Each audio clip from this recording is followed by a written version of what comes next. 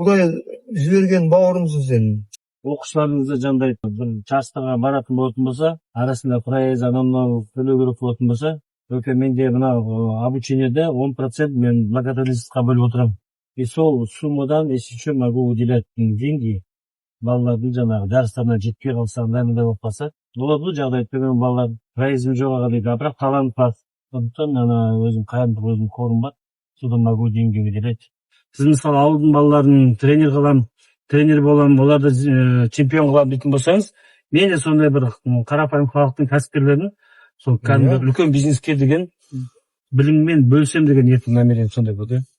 Билимиңизди таштап кетиңиз керек кой. Эгер сиздин атыңызда мен тренерим болот, Жумадалиев болмаса, мен тренерим Ерлан Ордобаев деп бир чемпион болуп, миллиардер болуп чыгып атса, это же классно сиздин потомствоңузга.